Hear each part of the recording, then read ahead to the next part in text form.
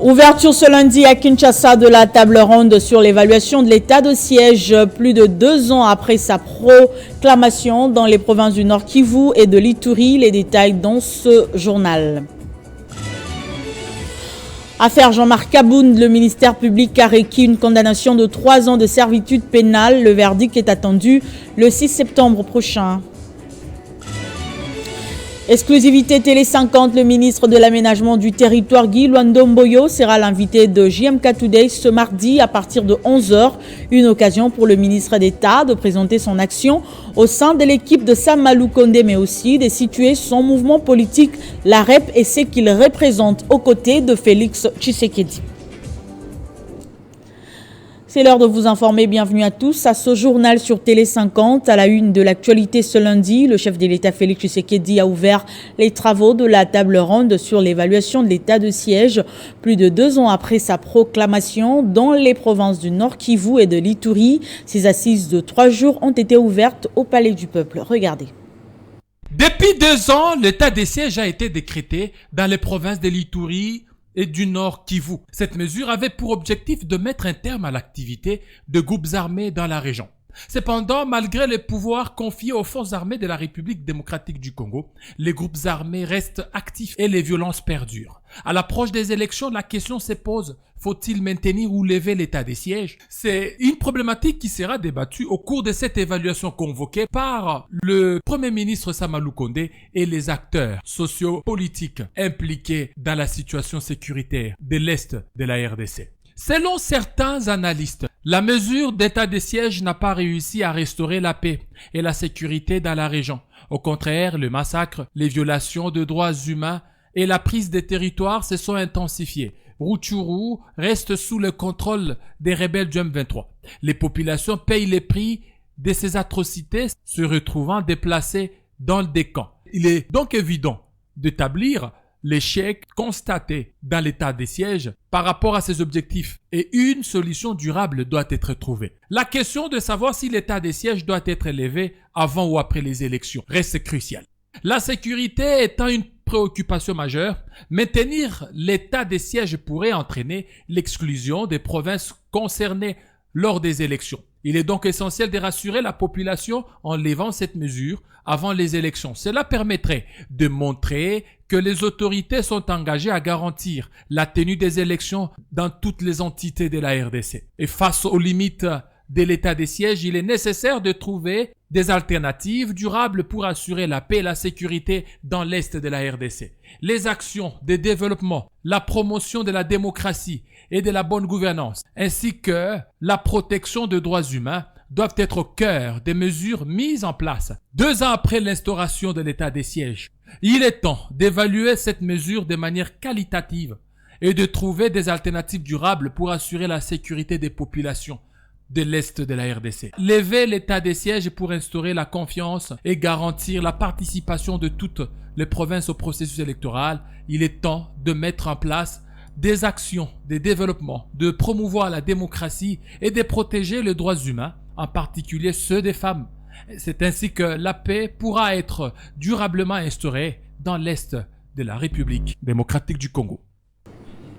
Cette mesure exceptionnelle mise en place par le chef de l'État ne fait pas l'unanimité. Si pour les uns, il faut prolonger l'état de siège, pour d'autres, il faut carrément la lever au regard de l'absence des résultats escomptés. C'est ce que pense le vice-président de l'Assemblée provinciale du Nord Kivu, Jean-Paul Lumbulumbu, qui réitère la position qu'il a toujours tant défendue.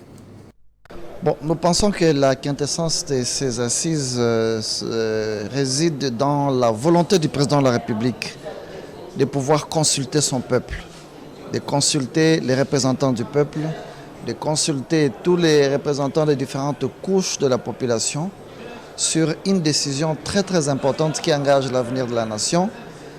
Il s'agit de la décision sur l'évaluation de l'état des sièges. Nous avons été associés dans les travaux préparatoires de cette table ronde sur l'état de siège. Nous sommes aujourd'hui participants dans cette même table ronde. Et nous pensons que le moment est indiqué pour que le président de la République prenne en compte les recommandations qui seront issues de cette table ronde afin de lever l'option sur l'avenir de la table ronde. Il est vrai qu'il existe 3 options notamment ceux qui pensent qu'il faut maintenir l'état de siège. Il y en a ceux qui pensent qu'il faut requalifier l'état de siège. Il y en a ceux qui pensent qu'il faut lever l'état de siège. Mais en réalité, il n'y a que deux options.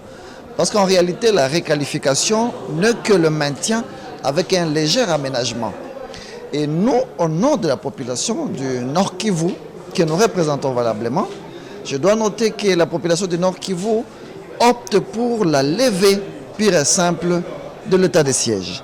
Et c'est pour cette raison que nous sommes là. Nous allons participer dans les travaux de commission afin de donner les arguments qui justifient la nécessité de la levée de l'état de siège dans la. Et à ce sujet, la ministre de la Culture et Arts, Catherine Katungu, a rencontré ce lundi à Goma différentes couches sociales de la population, notamment les communautés ethniques, pour récolter leurs avis sur l'état des sièges afin d'aller les présenter à ces assises démarrées ce lundi à Kinshasa. Pacheco Kavundama.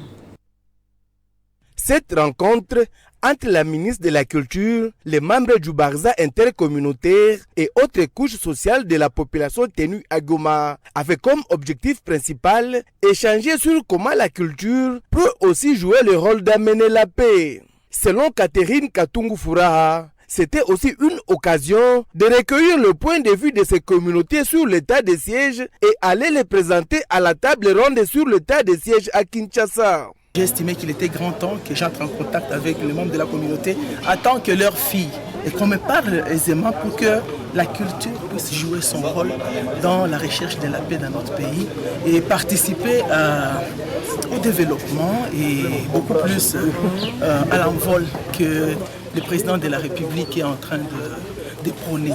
C'est ainsi que j'ai rencontré les groupes des commerçants réunis au sein d'un syndicat, le FENAPEC. J'ai rencontré le représentant des Barza intercommunautaires ici à Goma, parce que même à Butembo, j'ai rencontré aussi d'autres membres de la communauté. Nous sommes appelés, comme membres de la communauté, à aller participer à la table ronde à Kinshasa. C'est également aussi des idées, forces, que je peux aussi apporter, contribuer tant soit peu à la recherche de la solution afin que des décisions qui vont être prises pour notre milieu, pour notre zone qui a été meurtrie par l'insécurité, par les guerres. Rappelons que la ministre de la Culture et Arts, Catherine Katungu Furaha, qui est dans une mission officielle au Nord Kivu, reste des... Je l'annonçais au sommaire exclusivité Télé 50. Le ministre de l'Aménagement du Territoire, Guy Luando Mboyo, sera l'invité de GM Katoudes ce mardi à partir de 11h. Une occasion pour le ministre d'État de présenter son action au sein de l'équipe de Samalou Kondé, mais aussi de situer son mouvement politique l'AREP et ce qu'il représente aux côtés de Félix Tshisekedi. Un rendez-vous à ne pas manquer. Affaire Jean-Marc Kaboun, le verdict est attendu le 6 septembre prochain. L'ancien premier vice-président de l'Assemblée nationale risque 3 ans de servitude pénale. Le ministère public l'a requis ce lundi lors de l'audience au CPRK. Plus de détails avec Ghislain Mouangi, porte-parole de l'Alliance pour le changement. Cette audience, nous avons fait face à un réquisitoire du ministère public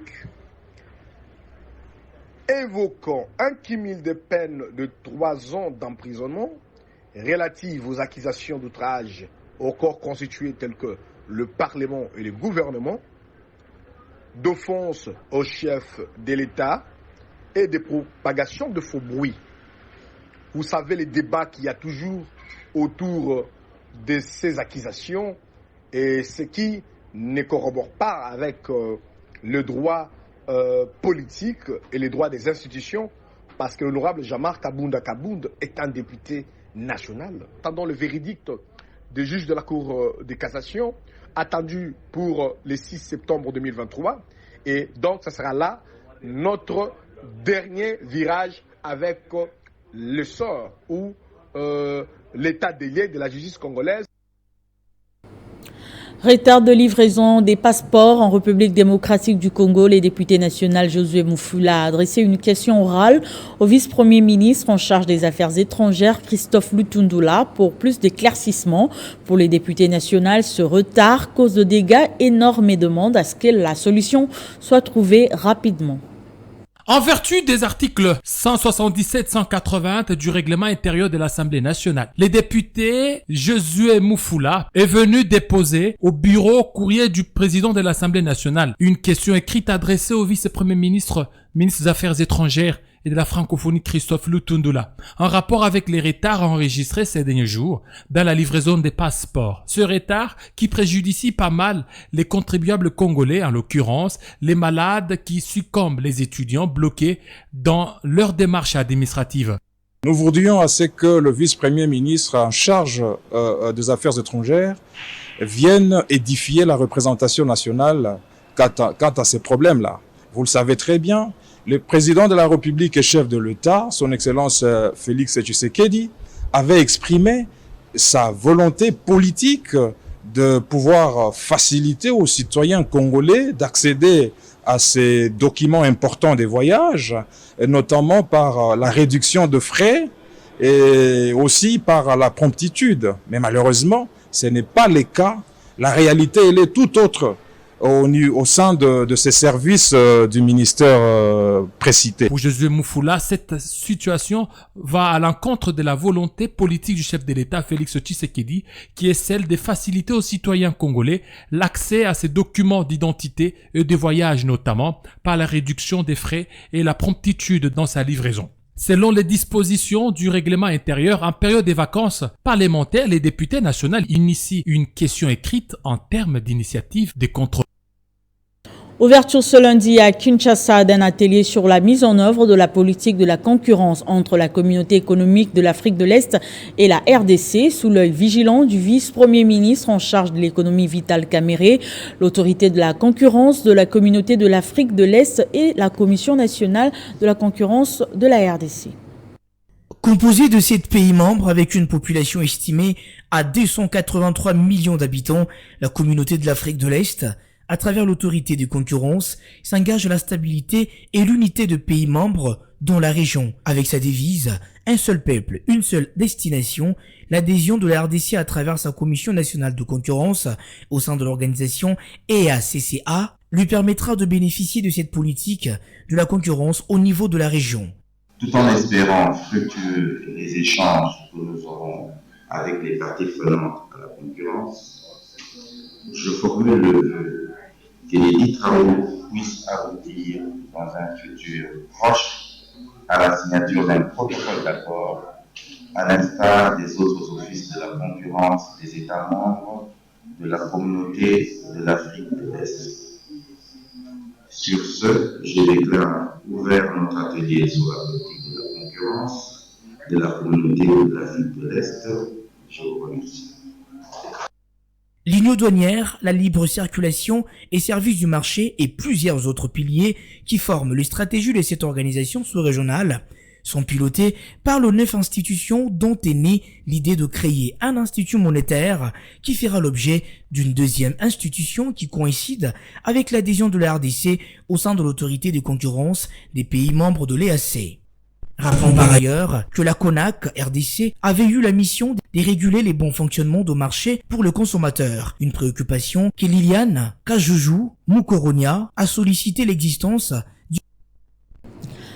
Et puis le parti politique Leadership et Gouvernance pour le développement se met en ordre de bataille. Après le dépôt des candidatures aux législatives nationales, ce parti veut renforcer la participation de la femme au processus électoral en cours.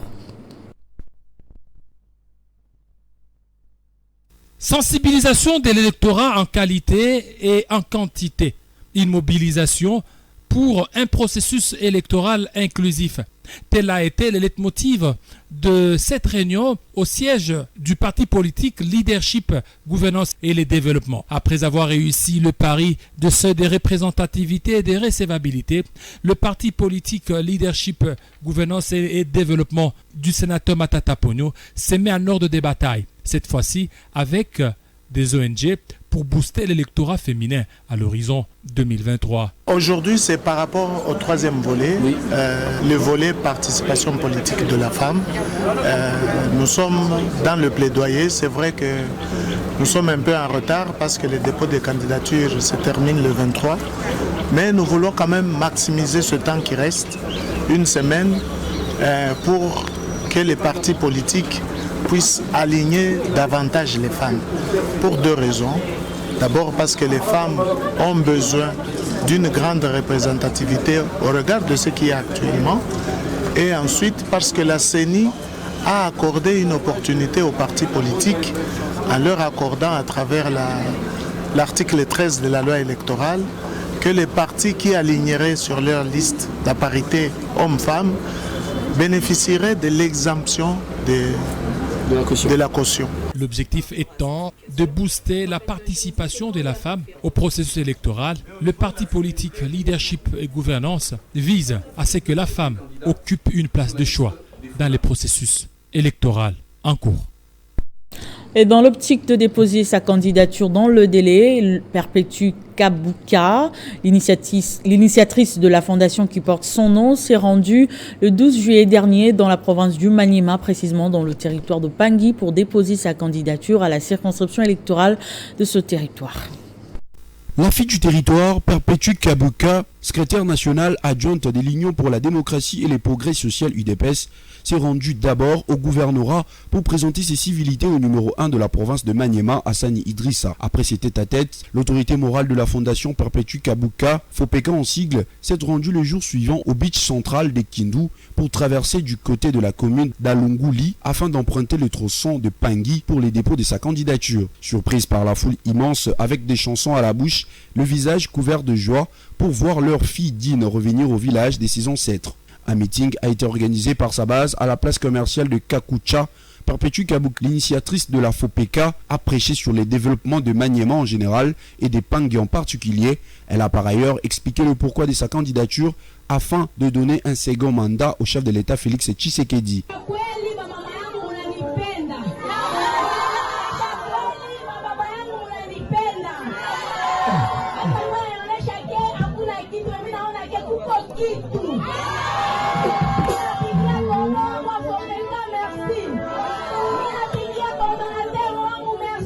Pour lier l'utile à l'agréable, le lundi 17 juillet, cette dame turque surnommée Mama Amaendeleo, par sa base, s'est rendue au bureau de réception et traitement des candidatures pour déposer sa candidature, étant candidate à la députation nationale à la circonscription électorale de Pangui, accompagnée du mandataire de l'UDPS, Saloumou François Xavier, et quelques cadres de FOPECA. Tout est bien qui finit bien, dit-on. Cette journée a été clôturée par une photo des familles.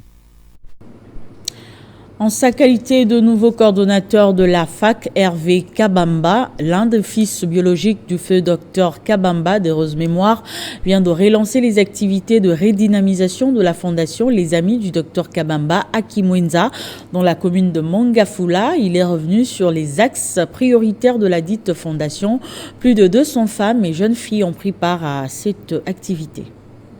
Tout a commencé par des hommages que le nouveau coordonnateur de la FAC a rendu au feu président de la fondation, M. Gérard Kabamba, pour la lutte qu'il a menée pour créer et maintenir la fondation, lui qui a été porteur des valeurs tshisekidistes. D'après Hervé Kabamba, le docteur Gérard Kabamba avait une idée claire de la fondation et donnait de l'importance à l'intégration de tous, femmes et jeunes filles, y compris pour le bonheur desquelles la FAC se soucie particulièrement. Le coordonnateur de la FAC a par ailleurs expliqué les 5 axes dans lesquels la fondation agit pour le développement social, culturel et économique des populations, à savoir la santé, l'éducation, l'autonomisation de la jeune fille et de la femme, l'insertion professionnelle des jeunes et agriculture, ainsi que l'environnement. Aujourd'hui, nous avons eu échange avec les mamans pour leur informer que les activités continuent et que nous avons besoin de leur soutien et de leur aide pour continuer ce que nous avons l'habitude de faire. Le docteur Kabamba est parti, mais dans nos cœurs, il reste et nous allons continuer ce qu'il nous a enseigné. Il a révélé l'importance de la femme dans la société,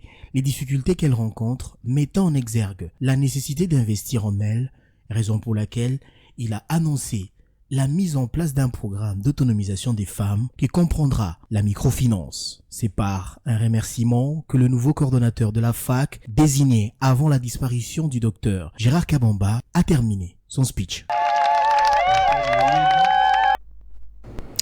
L'Alliance des démocrates pour le progrès a présenté à sa base électorale la candidate députée nationale du parti pour le district de Lukunga, Sylvie Owanga. Son autorité morale, le vice-premier ministre en charge des affaires étrangères, Christophe Lutundula, a participé à cette cérémonie au cours de laquelle les nouveaux membres ont par ailleurs signé l'acte d'adhésion. Pour cette présentation, l'ASBEL n'a pas lésiné sur les moyens visiblement. Le centre culturel Meko de Kinsuka Pêcheur Ngaliema a paru petit face aux foules immenses venues participer à cet événement. Au programme, la présentation de la candidate députée nationale du parti pour le district de Lukunga, Sylvie Owanga, présidente de l'ASBEL ADSC. Quelques temps forts ont marqué l'activité, notamment la présentation du plan élection de la candidate, mais aussi présent à l'activité, l'autorité morale du parti ADP a fait de la pédagogie en expliquant le bien fondé des élections et quelques contours du processus électoral actuel. J'ai observé que les électeurs peut-être ne comprennent pas le sens profond d'une élection. Et je tenais à dire que bon, une élection, c'est en fait choisir la personne en qui vous avez confiance et à qui vous remettez votre avenir pour les 5 prochaines années. Une grande satisfaction pour Sylvie Owanga qui a également présenté son discours politique. C'est très important actuellement de faire comprendre à nos électeurs, à nos frères et sœurs, l'essentiel de tous les paramètres et les effets politiques que nous sommes en train de vivre en ce moment. Donc c'est vraiment une gêne. Il était aussi question pour les milliers de membres de l'ASBEL ADSC d'officialiser leur adhésion au parti politique ADP, l'Alliance des démocrates pour le progrès qui se dit prête pour les élections de fin d'année. Et les fidèles catholiques de la cathédrale Saint-Pierre et Paul ont célébré le centenaire de cette église le dimanche 13 août à travers une messe d'action de grâce dite par l'archevêque métropolitain du diocèse de Lubumbashi, Fulgence Muteba Mugalu. Le gouverneur de province Jacques Kabula Katwe et plusieurs autres autorités ont pris part à cette messe.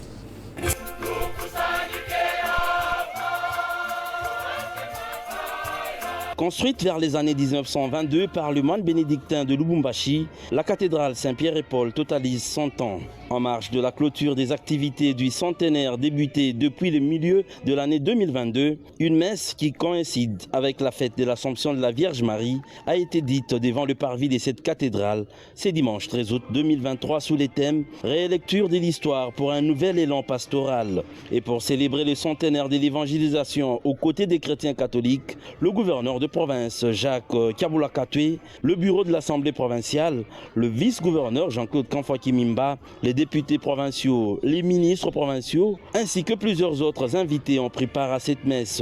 Dans son homélie tirée de l'Évangile selon Saint Luc, chapitre 1, versets 30 à 56, l'archevêque métropolitain Fulgence Muteba Mugalu a appelé l'Assemblée à intégrer Marie dans leur vie chrétienne. Avant de louer le fait qu'au fil des années, en 100 ans, la cathédrale Saint-Pierre et Paul est devenue non seulement un lieu de proclamation de l'Évangile, mais aussi un monument et un lieu touristique de Lubumbashi. Dans son mot des circonstances, l'abbé Ferdinand Kalenga, actuel curé, a retracé toute l'historique de la cathédrale Saint-Pierre et Paul, ainsi que les différentes réalisations des évêques qui se sont succédés.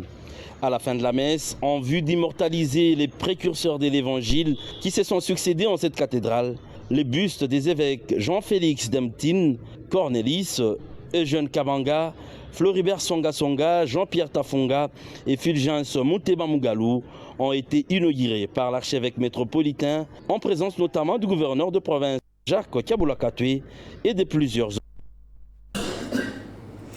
C'était l'essentiel de l'actualité. Tout de suite, le rappel de titres. Ouverture ce lundi à Kinshasa de la table ronde sur l'évaluation de l'état de siège plus de 2 ans après sa proclamation dans les provinces du Nord Kivu et de l'Ituri. Affaire Jean-Marc Kaboun, le ministère public a requis une condamnation de 3 ans de servitude pénale. Le verdict est attendu le 6 septembre prochain.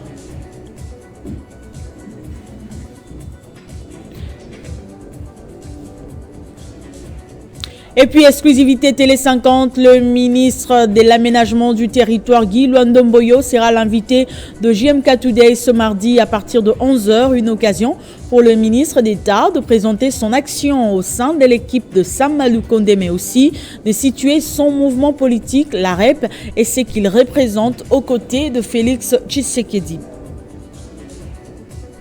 Ce journal est terminé. Merci de rester fidèle au programme de Télé 50 et des Radio 50.